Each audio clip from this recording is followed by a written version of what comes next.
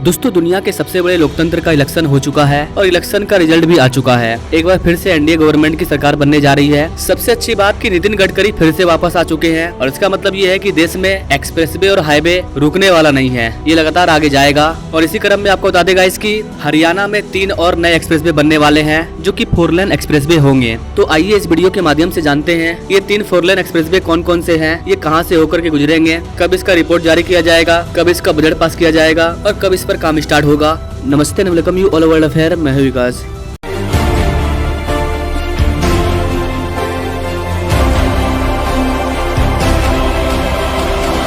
दोस्तों हरियाणा को जल्द ही 3 और नए हाईवे मिलने जा रहे हैं। इन 3 नए राजमार्गों का निर्माण भारतमाला परियोजना के तहत किया जाएगा। आपको बता देगा इसकी ये हाईवे पानीपत से डवाली, हसियार से रेवाड़ी और अम्बाला से दिल्ली के बीच में बनाए जाएंगे। सेंट्रल गवर्नमेंट ने इन 3 राजमार्गों के प्रस्तावों को मंजूरी दे दी है। इसका सबसे बड़ा फायदा ये होगा कि जीटी रोड पर ट्रैफिक का जो लोड है वो कम हो जाएगा। अम्बाला और दिल्ली के बीच में यमुना किनारे एक नया राजमार्ग बनने से चंडीगढ़ और दिल्ली के बीच की जो दूरी है वो 2 से 2.5 घंटे कम हो जाएगी। इससे यमुना किनारे हाईवे बनने से जीटी रोड पर ट्रैफिक का दबाव भी कम होगा। इस नए राजमार्ग का उपयोग दिल्ली, हरियाणा, चंडीगढ़, पंजाब, हिमाचल प्रदेश और जम्मू कश्मीर के बीच आने जाने के लिए किया जाएगा। यानी काफी सारे राज्यों को इस वाले एक्सप्रेसवे का फायदा होने वाला है। नई दिल्ली से अम्बाला तक नए हाईवे बनेंगे। ये पंचकूला से यमुनानगर तक एक्सप्रेसवे से भी जुड़ा होगा। पानीपत से चौटाला गाँव तक नया ग्रीनफील्ड एक्सप्रेसवे बनेगा। इसका फायदा ये होगा कि इसके बनने से बीकानेर से मेरठ को सीधी कनेक्टिविटी मिल जाएगी। इन सारे राष्ट्रीय राजमार्ग की स्वीकृति मिलने के बाद अब इसकी डीपीआर रिपोर्ट तैयार की जाएगी। हरियाणा के डिप्टी सीएम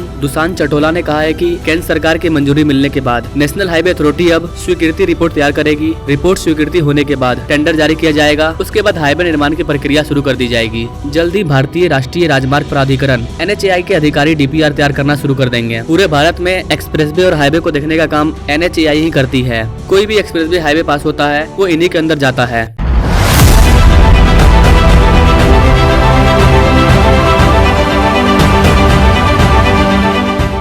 दोस्तों ये जो भारतीय राष्ट्रीय राजमार्ग प्राधिकरण NHAI है, इसका गठन भारतीय राष्ट्रीय राजमार्ग प्राधिकरण अधिनियम 1988 की घोषणा के माध्यम से किया गया था। संविधान में इसकी जिक्र हमें अधिनियम की धारा 16(1) में मिलती है। इनका काम राष्ट्रीय राजमार्गों और भारत सरकार द्वारा निहित या फिर सौंपे गए किसी भी अन्य राजमार्गों का विकास करना, रखरखाव करना और प्रबंधन करना होता है। आपको बता देगा इसकी NHAI ने देश भर में 92,851 किलोमीटर से अधिक के राष्ट्रीय राजमार्गों का विकास किया है और इसका रखरखाव भी करती है। NHAI एक सरकारी संगठन है। इसके अलावा जो हम लोग प्राइवेट कंपनी को काम देते हैं उनके द्वारा बनाए गए रोड का रखरखाव भी यही लोग करते हैं। इन्होंने भारत का सबसे लंबा राष्ट्रीय राजमार्ग बनाया है जिसको अब NH-44 के नाम से जाना जाता है। पहले इसको NH-7 के नाम से जाना जाता था।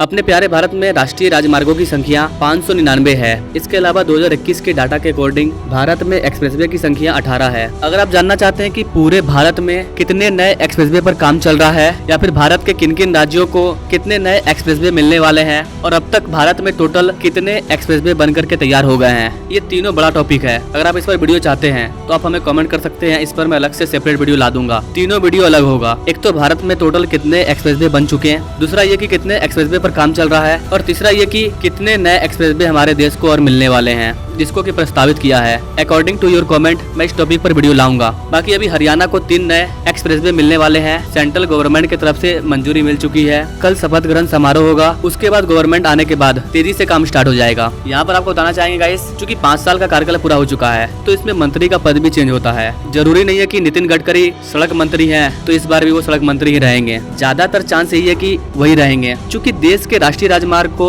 एक्सप्रेसवे को उनसे अच्छा कोई और हैंडल नहीं कर पाएगा। बाकी आप इस चीज के बारे में क्या सोचते हैं गाइस? रोड नेटवर्क के मामले में, भारत के इंफ्रास्ट्रक्चर के मामले में नितिन गडकरी ही सही है या किसी और को मौका देना चाहिए? क्या सोचते हैं गाइस? आप इस चीज के बारे में कमेंट करें और ऐसे ही लेटेस्ट अपडेट के बारे में जानने के लिए हमारे चैनल से जरूर जुड़े हैं। Now thanks for watching. मिलेंगे अगले वीडियो में एक नई जानकारी के साथ। तब तक के लिए जय हिंद।